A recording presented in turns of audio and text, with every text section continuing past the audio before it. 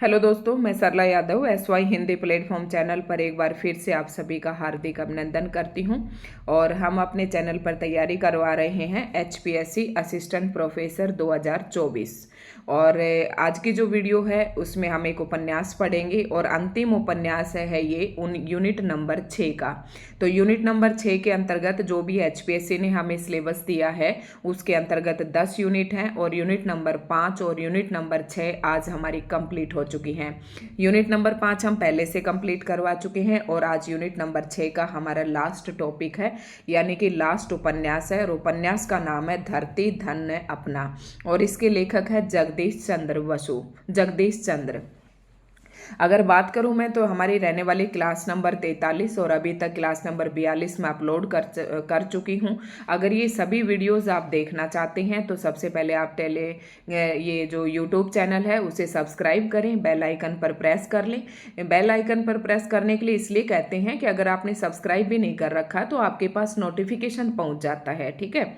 अगर आप सारी अभी तक के जितने भी मैंने वीडियोस अपलोड की हैं HPSC सिलेबस के अकॉर्डिंग, तो HPSC असिस्टेंट प्रोफेसर 2024 के नाम से आपको चैनल पर एक प्लेलिस्ट मिल जाएगी। उसके अंतर्गत ये सभी वीडियो संग्रहित हैं, आप वहां से देख सकते हैं। जो भी न्यू कैंडिडेट हमारे चैनल से जुड़ता है और जो वीडियोज अगर समझने में आपको परेशानी हो रही है तो SY हिंदी प्लेटफॉर्म के नाम से मेरा टेलीग्राम चैनल है, आप उसे सर्च करें और ज्वाइन कर लें। वहाँ पर मैं जो प्रतिदिन की वीडियो अपलोड करती हूँ, जो भी प्रतिदिन मैं वीडियोस बनाती हूँ, चाहे वो एस्टेट से रिलेटेड हो, चाहे UGC नेट से रिलेटेड हो, चाहे HPSC असिस्टेंट प्रोफेसर से, तो वो वहाँ पर आपको मिल जाएंगे। इसलिए आप टेलीग्राम चैनल को ज्वाइन कर लें, क्योंकि वहाँ से ना पर डे की वीडियोस आपको ढूंढने में आसानी रहेगी। तो आज क्लास नंबर 43 रहने वाली है। उम्मीद करती हूँ 42 तक आपने पढ़ लिए होंगे और नोट्स भी बना लिए होंगे। तो HPSC जो है 3 फेसेस में अपने जो आप इनका एग्ज़ाम कंडक्ट करवाने का जो तरीका है वो 3 फेसेस में लेती है। सबसे पहले स्क्रीनिंग एग्ज़ाम होगा जो कि 100 मार्क्स का होगा, 0.25 उसमें नेगेटिव मार्किंग भी है और सब्जेक्ट स्पेसिफिक रहने वाला है। उसके बाद जो है सब्जेक्टिव पेपर होगा और सब्जेक्टिव पेपर के बाद इंटरव्यू रहने वाला है। अगर इनको इन सभी चीज़ों के बारे में भी अगर किसी कैंडिडेट को नहीं पता है तो जो मैंने HPSC असिस्टेंट प्रोफेसर के सिलेबस की वीडियो डाल रखी है उसमें सब कुछ समझा रखा है, आप वहां से देख सकते हैं। साथ ही जो आज की वीडियो है वो इम्पोर्टेंट रहने वाली है UGC नेट वालों के लिए, क्योंकि UGC नेट का सिलेबस जो है वही same to same syllabus HPSC ने दिया है असिस्टेंट प्रोफेसर के लिए। तो शुरुआत करते हैं आज के इस वीडियो लेक्चर की। तो सबसे पहले आप वीडियो को लाइक करें। उपन्यास का नाम है धरती धन्य अपना, इसके लेखक है जगदीश चंद्र। वैसे पर्टिकुलर यूनिट नंबर 6 के अंतर्गत और 13 उपन्यास दे रखे हैं, तो ये लास्ट उपन्यास है। और सब्जेक्टिव के लिहाज से किस प्रकार ऑब्जेक्टिव के में स्क्रीनिंग एग्जाम में आपके ऑब्जेक्टिव प्रश्न आएंगे, तो वो किस प्रकार के प्रश्न आएंगे मैं साथ साथ आपको बताती रहती हूँ। शुरुआत करते हैं इस उपन्यास की। तो ये उपन्यास पंजाब के होशियारपुर जिले के दोआब क्षेत्र के घोड़ेवाहा गांव के दलित समाज पर केंद्रित है। कहने को तो और पढ़ने को तो ये एक 1.5 लाइन है, लेकिन इस 1.5 लाइन के अंदर HPSC के कई प्रश्न बन सकते हैं। जैसे कि धरती धन्य अपना, यह कौन से स्टेट के गांव का इसमें जिक्र किया गया है, तो पंजाब का। और अगर जिले पूछे तो होशियारपुर जिला है। और दोआब क्षेत्र की इसमें जिक्र पंजाब के होशियारपुर जिले के दोआब क्षेत्र के गांव का क्या नाम है, घोड़ेवाहा गांव।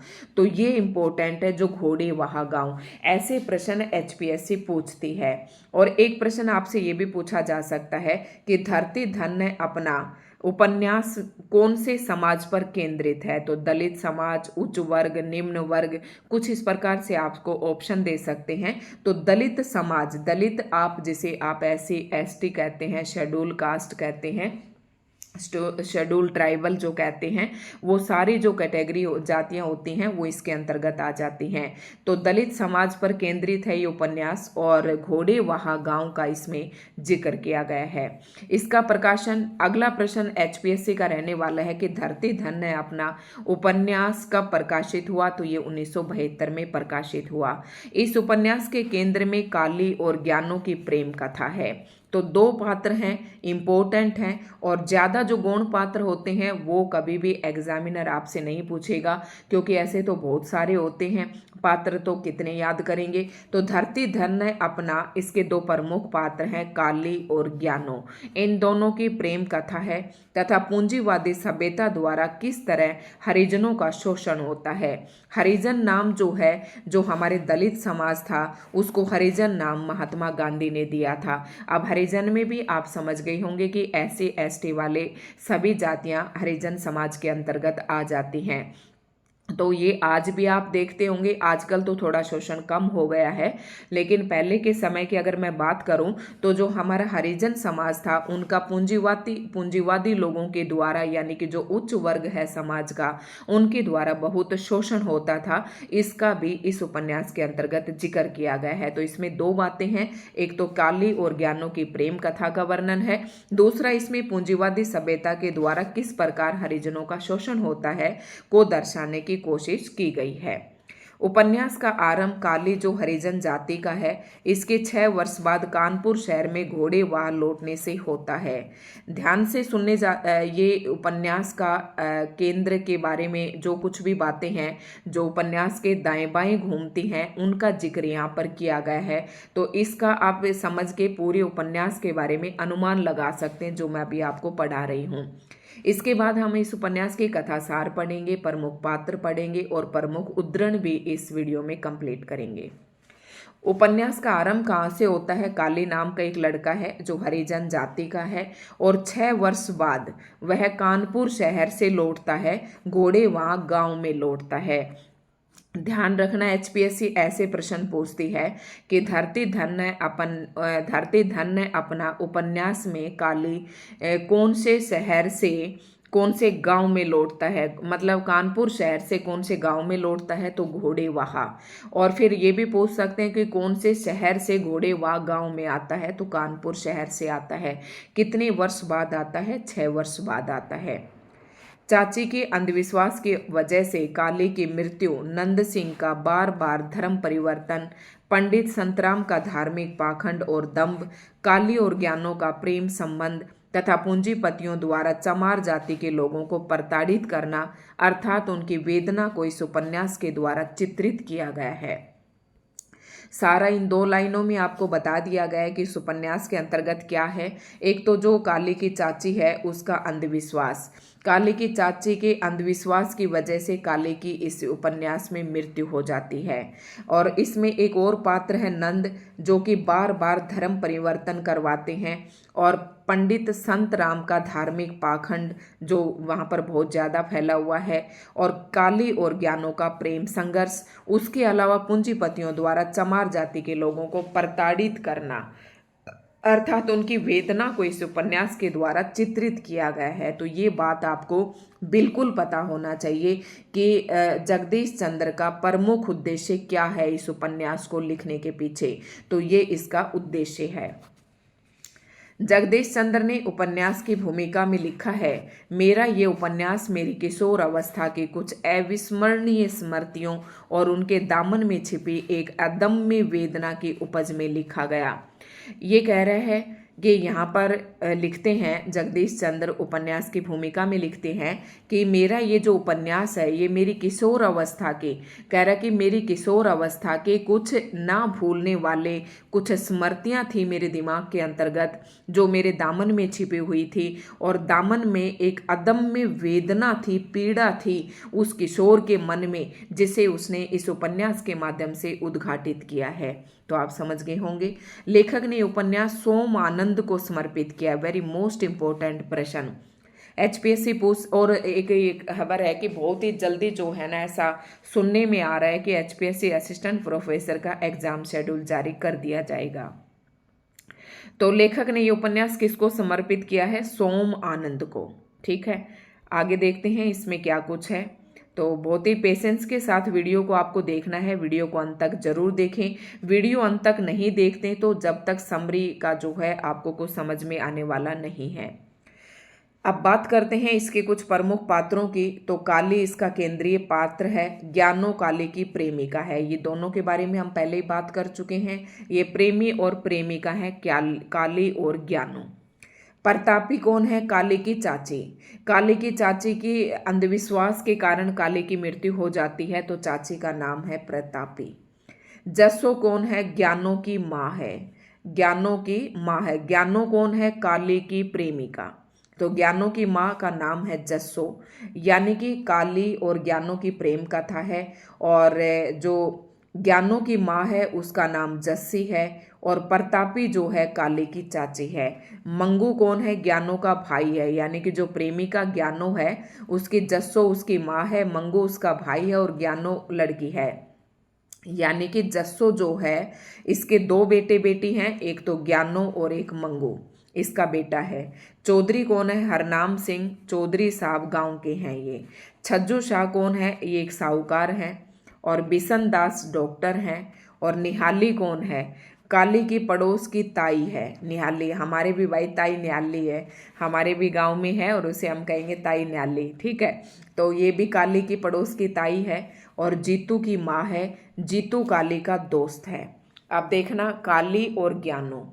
तो काली का दोस्त कौन है? जीतू। जीतू की माँ कौन है? निहाली। और रिश्ते में काली की क्या लगती है? पड़ोस की ताई। प्रीतो कौन है? पड़ोस की चाची। निक्कू प्रीतो का पति। मुंशी शिवराम और गांव के मास्टर हैं। तो मैंने आपको बताया था कि आप ना ऐसे पेयर बना बना कर लें जो एक ही कैटेगरी के हैं। जैसे प्रीतो पड़ोस की चाची कौन है? निहाली पड़ोस की ताई है। प्रीतो पड़ोस की चाची है। और प्रीतो और उसका पति कौन है? निक्कू, ठीक है। मुंशी शिवराम कौन है? गांव के मास्टर हैं। पंडित संतराम गांव के पंडित हैं। बंतु पिता चन्ना राम और ठाकुरी माता का पुत्र है। सिद्धू कौन है? काली के चाचा। काली के चाचा हैं सिद्धू। और अमरू कौन है? निक्कू का बेटा। और दीनू गांव का कुमार है। लच्छो प्रीतो की पुत्री है। प्रीतो बताई थी ना, अभी यहाँ पर नाम आया था। प्रीतो जो है पड़ोस की चाची है। और प्रीतो की जो पुत्री है, अब यहाँ पर आप प्रीतो लिखोगे तो प्रीतो के नीचे इधर उसका हस्बैंड का नाम, इधर उनके बच्चों के नाम। जिस तरीके से हम जो ब्लड रिलेशन वाले सम करते थे ना, इसी प्रकार से आप इनके पात्र बना सकते हैं, लिख सकते हैं अपने नोट्स में। हरदेव जो है हरनाम सिंह का भतीजा है। नाहार सिंह संता सिंह का भाई है। नंद सिंह जाति बदलने वाला मोची है, ठीक है। बाद में इसका नाम रामदसिया पड़ गया। और पालो बुरा सिंह का लड़का है। ठाकरी नंद सिंह की पत्नी। और संता सिंह मिस्त्री और बढ़ई है। अब इसकी कथासार पढ़ते हम। धरती धन ने अपना उपन्यास का आरंभ कालिदास के अपने गांव घोड़ेवाह लौटने से होता है। तो आप समझ रहे होंगे, ये पहले भी बता दिया था। और कालिदास जो है घोड़ेवाह गांव में कौन से शहर से लौटता है? कानपुर शहर से लौटता है। और कितने साल बाद लौटता है? 6 साल बाद वो कानपुर शहर से घोड़ेवाह गांव में लौटता है। गांव में उसकी चाची प्रतापी रहती है, जिसने उसको पाला पोसा था। उसके माँ बाप की मृत्यु उसकी शैशव अवस्था में ही हो गई थी, यानी कि जब वो 6 साल से भी छोटा था तभी उसके मम्मी पापा की, किसकी? काली के मम्मी पापा की मृत्यु हो जाती है। और जो उसकी चाची प्रतापी है वही उसका पालन पोषण करती है। 6 वर्ष बाद काली कानपुर से अपने गांव आता है तो देखता है कि चमारों के मोहल्ले में एक कोठा भी अभी तक पक्का नहीं हुआ है। यानी कि चमारों का जो मोहल्ला है उसमें एक भी कमरा पक्का नहीं है। गांव में जमीनों के मालिक चौधरी हैं, यानी कि गांव में जो जमीनों के मालिक हैं वो कौन है? चौधरी हैं, जो लोग बेबात चमारों से गाली गलौज और मारपीट करते हैं। उपन्यास के प्रारंभ में ही हरनाम सिंह निर्दोष जीतू की पिटाई करता है। जब उपन्यास के आरंभ में आप पढ़ते हैं तो उसमें हरनाम सिंह का जो आदमी है वह निर्दोष जीतू की पिटाई करता है। मंगू चमार चौधरी हरनाम सिंह का गुलाम बना रहता है, जबकि उसकी बहन ज्ञानो। मंगू कौन था? ये ज्ञानो का भाई था, ठीक है। ये तो उसका गुलाम बना रहता है, जबकि उसकी बहन ज्ञानो चौधरियों के अन्याय का विरोध करती है, ठीक है। तो समझ में आ रहा होगा, आसान है। कालिदास अपने कच्चे मकान को गिराकर पक्का मकान बनाना चाहता है, क्योंकि ये तो शहर से आया है, शहर से पैसे कमा कर लाता है। लेकिन उसे छज्जू सा बताता है कि जहाँ दलित लोग रहते हैं वह जमीन उनकी नहीं है। मतलब जो जमीन पर दलित समाज रहता है वो उनकी जमीन नहीं है। ऐसा कौन बताता है? छज्जू साहब बताते हैं। और छज्जू गांव का वो साहूकार है, वो श्यामलात है। श्यामलात की जगह कैसे कहते हैं? ये हमारे गांव में अभी भी ये शब्द सुनने को मिलता है कि ये श्यामलात की जगह है, मतलब ये पंचायती भूमि है।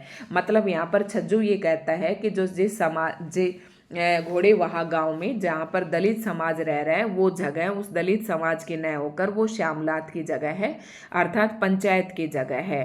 अर्थात वो लोग उस पर केवल रह सकते हैं।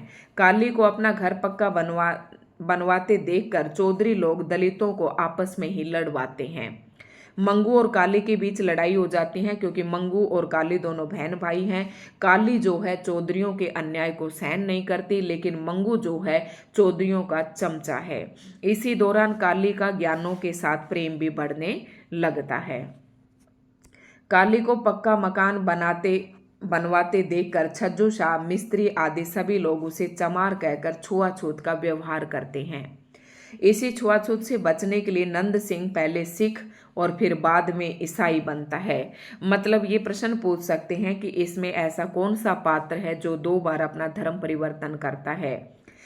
तो नंद सिंह नाम का जो पात्र है वो पहले सिख बनता है और फिर बाद में ईसाई बनता है, लेकिन उसके साथ फिर भी वैसा ही व्यवहार होता है। कामरेड बिशनदास छुआछूत के व्यवहार को रोकने का प्रयास करता है। तो ये प्रश्न भी पूछ सकते हैं कि धरती धन है अपना इस उपन्यास के अंतर्गत ऐसा कौन सा पात्र है जो छुआछूत को रोकने का प्रयास करता है? तो वो है कॉमरेड बिशनदास। कबड्डी में जानबूझकर हरनाम सिंह का भतीजा हरदेव काली का कुल्ला तोड़ देता है। ठीक है, काली कबड्डी खेलती है और उसका कुल्ला तोड़ देता है। कौन? जानबूझकर हरनाम सिंह का भतीजा हरदेव। आगे देखते हैं। अचानक काली की चाची प्रतापी बीमार पड़ जाती है और उसका देहांत हो जाता है। तभी काली का सारा धन उसकी चाची द्वारा बनवाए गहने एक पड़ोसिन चुरा लेती है। मतलब चाची कौन थी? ये इसकी प्रतापी चाची थी काली की। काली इसका प्रमुख पात्र है और काली की चाची मर जाती है तो उसके सारा जो धन है गहने हैं वो पड़ोसन चुरा ले जाती है। वह चाची की मृत्यु पर शोक जताने आई थी। काली फिर से घास खोदने और लालू पहलवान के यहाँ मजदूरी करने लगता है। मतलब काली की अब चाची एक्सपायर होगी तो काली फिर से घास खोदने लगता है और लालू पहलवान के यहाँ मजदूरी करता है।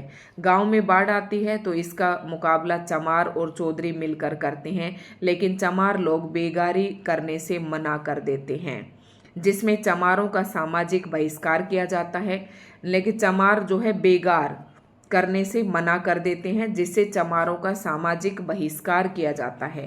अंत में 15 दिन तक बच्चों को भूख से बिल खिलाते, मतलब चमार लोग बेगारी करने से मना कर देते, मतलब कि हम अब काम नहीं करेंगे, क्योंकि वहां पर क्या आ गई थी? बाढ़ आ गई थी। तो चौधरी साहब तो भाई चौधरी बन रहे थे और काम किससे करवाते थे? जो चमार लोग थे। तो इन्होंने मना कर दिया कि हम नहीं करेंगे। तो चौधरी साहब का जो समाज था उसने चमारों का सामाजिक बहिष्कार कर दिया कि तुम निकलो यहाँ से अगर तुम ये नहीं करना चाहते तो। अंत में 15 दिन तक बच्चों को भूख से बिल खिलाते देखकर चमारों का साहब जवाब दे जाता है और वो चौधरियों की शर्तों को मान लेने के लिए विवश हो जाते हैं। दोनों पक्ष संघर्ष को व्यर्थ समझ आधे दिन की दिहाड़ी पर समझौता कर लेते हैं। मतलब ये इतनी नौबत आ जाती है कि चमारों के पास, बेचारों के पास इतनी संचित जो धन था वो नहीं था कि जिससे वे कुछ दिन तक अपना गुजारा चला सके, और अंततः दिन की आधी दिहाड़ी पर ही ये काम करने पर समझौता कर लेते हैं।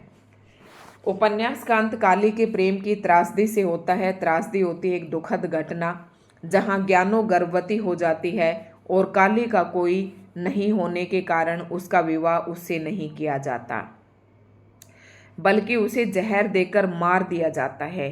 देखो, ज्ञानो गर्भवती हो जाती है और ज्ञानो काली की प्रेमिका थी। अब क्या काली का कोई भी नहीं था और उससे उसका विवाह समाज होने नहीं देता है ज्ञानो के साथ, और उसे बल्कि जहर देकर मार दिया जाता है। अंत में काली को अपनी प्रेमिका की हत्या का अंत में काली को अपनी प्रेमिका की हत्या का मर्मांतक दुख लेकर गांव से भागना पड़ता है। तो भाई काली का कोई नहीं होने के कारण उसका विवाह उससे नहीं किया जाता, तो ज्ञानो भी इसमें मर जाती है। और फिर वो क्या करता है, काली को अपनी प्रेमिका की हत्या का, अंत में काली को अपनी प्रेमिका की हत्या का मर्मांतक मतलब दुखद जो अंत था उसका, उसकी मृत्यु का, वो लेकर गांव से भागना पड़ता है। अब कुछ प्रमुख उद्धरण हैं जिन्हें आप देख सकते हैं जो कि काफ़ी इम्पोर्टेंट हैं। तो गोबर की तेज बदबू से उसे चमादड़ी हरिजनों की बस्ती के निकट ही होने का संकेत दिया। गले में कई कुत्तों ने मिलकर उसका स्वागत किया। कब, मतलब जैसे ही वो गांव से लौटता है तो उसे अपने पता जैसे ही बदबू आने लगती है तो वो समझ जाता है कि हाँ ये उनकी बस्ती आने वाली है। गले में कई कुत्तों ने मिलकर उसका स्वागत किया। दूसरी ओर से भी कुत्तों ने उत्तर में भौंकना शुरू कर दिया और इतना शोर मचाया कि काली को ये शक होने लगा कि शायद इस गले में सिर्फ कुत्ते ही रहते हैं। जब काली कानपुर से शहर लौटता है, कानपुर शहर से घोड़े वाला गांव में लौटता है, तो दोनों तरफ से आपको पता है कोई अनजान आदमी आता है तो गांव में कुत्ते भौंकने लगते हैं। चाची ने काली की आवाज को पहचानते हुए स्नेह और आश्चर्य से भरे स्वर में कहा, जैसे उसे विश्वास न आया हो। फिर उसने काली के सिर पर हाथ फेरते हुए उसे ऊपर उठाया और उसका माथा चूमकर बोली, रख साइयां दी। चाची कहती है काली से, ठीक है। उसके बाद है, आज तेरा बाप जिंदा होता तो तुम्हें देखकर कितना खुश होता। चाची भी इसलिए सिर पे प्यार से हाथ फेरती है क्योंकि उसे पता है कि शहर से काफी धन कमाकर लाया होगा। और फिर चाची काली से कहती है कि आज तेरा बाप जिंदा होता तो तुम्हें देखकर कितना खुश होता। उसने तो तुम्हें जी भरकर देखा भी नहीं था कि मौत ने आ घेरा, तेरी माँ को प्लेग खा गई। तेरा चाचा गप्पे गिन गिन कर तुम्हें पाल पोस रहा था और चप्पे गिन गिन कर, लेकिन उसे भी हैजे ने खा लिया। तो ये ध्यान रखना कि किसकी हैजे से मृत्यु होती है, किसकी प्लेग से मृत्यु होती है, ऐसे प्रश्न पूछते हैं पेपर में। तो तुम्हें तो शायद उसकी सूरत भी याद न हो, सारे खानदान की तू ही तो एक निशानी है। ये बात चाची कहती है काली से। चाची का नाम है प्रतापी। जित्तू के सख्त और प्रौढ़ शरीर को देख काली, जित्तू उसका दोस्त होता है काली को महसूस हुआ कि बालपन के बाद जित्तू पर यौवन और बुढ़ापा एक साथ ही शुरू हो गए। चौधरी एक बार ही इसका खात्मा कर दे, रोज रोज का क्लेश तो मिट जाएगा। किसी की फसल कट जाए तो चोर जित्तू, किसी का कोई नुकसान हो जाए तो जिम्मेदार जित्तू। ये निहाली ताई कहती है चौधरी से कि तुम इसका खात्मा ही कर दो जित्तू का, ठीक है। निहाली ताई जो है जित्तू की ओर संकेत करती हुई बोली, काली देख चौधरी ने इसका क्या हाल किया है। काली को कहती है ताई, नाक को हाथ लगाती हूँ तो तड़फ उठता है। भला इसने चौधरी का क्या बिगाड़ा था जो इसे पुलिसियों की मार मारी है, पुलिसियों की तरह मारा है। पूरा साल इसकी बेगार करता रहा और इसे सारी मेहनता का यह इनाम दिया, मतलब उसको मार दिया। निहाली कहती है काली से, ठीक है। तो ये कुछ पात्र और भी हैं भाई, सारे काफ़ी सारे हैं इसमें, ऐसे तो बहुत सारे उद्धरण हैं। तो यहाँ पर फिर मैं थोड़ा सा और बता देती हूँ आपको, बाकी आप इन्हें पढ़ लेना, ये मैंने आपको पढ़ा दिया है सारा, ठीक है। तो मैं एक बार दिखा देती हूँ ताकि आपके नोट्स कंप्लीट हो जाए। तो यहाँ से देख सकते हैं आप ये सारे के उद्धरण, इसमें बिल्कुल कुछ समझाने का नहीं है। प्रीत तो मोहल्ले की औरत में सबसे आगे खड़ी थी। वह मटकते हुए बोली, रंडी का पूत, सौदागर का घोड़ा, जो करे सो ही थोड़ा। जित्तू तो आग की नाल है नाल, कहीं लगता है तो कहीं बुझाता है। देखो सब उसी के पीछे पड़ रहे हैं। ताई नियाली सोच में डूबी हुई बोली, घर में गुड़ तो है, चाय की पत्ती भी मिल जाएगी, लेकिन दूध कहाँ से आएगा। चौधरी के घर में से तो लस्सी भी बहुत मुश्किल से मिलती है, दूध कौन देगा। गली में तो सिर्फ मंगू के घर में भैंस है। मंगू कौन था, ज्ञानों का भाई, वहां से दूध तो क्या खाली बर्तन भी वापिस नहीं मिलेगा। ये कहती है निहाली ताई। माई तूने इसे सिर चढ़ा रखा है, उठा इसे, बेकार खाट तोड़ रहा है। अगर बात थाने तक पहुंच गई तो वे मार मार कर इसे दिन में तारे और रात में सूरज दिखा देंगे। चौधरी के खेत में बाढ़ लगाई जा रही है, इसे कहो वहां चला जाए, चौधरी खुश हो जाएगा। तो ये बात कौन कहता है, मंगू कहता है निहाली से, ठीक है। तो भाई ये सारे आप उद्धरण हैं, देखो पढ़ लेना। और छज्जू शाह काली से कहता है, काफ़ी सारे हैं यहाँ पर दे भी रखा है और इस तरीके के प्रश्न पूछे भी जाते हैं पेपर में। तो मैं आपको दिखा सारा देती हूँ कि क्या क्या पूछा गया है। बाकी आपको वीडियो कैसी लगी तो अगर आप कहें तो कमेंट में बता देना, मैं तो पढ़ के बता दूंगी भाई। और बाकी पढ़ने में तो मज़े तभी आते हैं जब पूरा उपन्यास हम पढ़ते हैं, ठीक है। तो यहाँ से आप सारी बातें देख सकते हैं। पूंजीपति ये कभी नहीं चाहते कि मजदूरों में एकता हो। मुतवाजी यूनियन बनाना भी एक इम्पीरियलिस्ट चाल है मजदूरों के इत्तेहाद को तोड़ने की। ये बिसंदास कहता है काली से। सिख बन जाने का मतलब ये तो नहीं कि चमार नहीं रहा। धर्म बदलने से जात तो नहीं बदल जाते। संता सिंह कहता है नंद सिंह से, और नंद सिंह ये वही पात्र है जो 2 बार अपना धर्म परिवर्तन करता है। पहले सिख बनता है, बाद में ईसाई बनता है, ठीक है। उसके बाद है वाह वाह नंद तेरे सिर पर तो। बिसंदास काली से आगे क्या कहता है, जिस तरह बड़ी मछली छोटी मछली को खाती है उसी तरह बड़ा तबका छोटे तबके को एक्सप्लॉइट करता है, यानी उसकी मेहनत का फल उसे नहीं खाने देता बल्कि खुद खा जाता है। इसी से क्लास स्ट्रगल यानी कि वर्ग संघर्ष पैदा होता है। लेकिन मार्क्सवादी इंकलाब से ये तबका खत्म हो जाएगा और प्रोलतारिया का बोलबाला होगा। तो ये बिसंदास कहता है काली से, ठीक है। तो भाई देख लो एक बार, सारे मैं दिखा देती हूँ जितने भी मैंने यहाँ पर स्क्रीनशॉट ले रखे हैं, और ये अंतिम है, उसके बाद हमारे पास कुछ भी नहीं है, ठीक है। तो यहाँ से आप देख सकते हैं। बस पात्र सब्जेक्टिव के लिए आपको तो यही याद रखने हैं। तो दोस्तों आज की वीडियो आपको कैसी लगी कमेंट करके ज़रूर बताएं, और वीडियो को लाइक एंड शेयर करें। और अभी देखो कल करवा चौथ का व्रत आप सभी को पता है, आज भी थोड़ा बिजी थे तो नहीं वीडियोस अगर नहीं भी आए तो मैंने कहा था थोड़ा सा त्यौहार का सीज़न है तो वही अभी ऐसे ही हो पाएगा। जितना हो रहा है ज़्यादा से ज़्यादा मैं आप सभी को वीडियोस प्रोवाइड करवाने की कोशिश कर रही हूँ, क्योंकि HPSC वाले कह रहे हैं कि हमें अव्यक्ति और माध्यम पढ़ाओ, एस्टेट वाले कह रहे हैं कि हमें उधर से वीडियो दो, इधर से HPSC असिस्टेंट प्रोफेसर। तो मैं सभी को कोऑपरेट करके चल रही हूँ और कोशिश करती हूँ कि मैं सभी की वीडियो प्रोवाइड करवाऊँ। लेकिन हाँ आप सब भी मुझे लगता है कि बिजी होंगे, थोड़ा सा त्यौहार का सीज़न है, उसके बाद कंटिन्यू क्लासेस चलेंगी। तो धन्यवाद दोस्तों।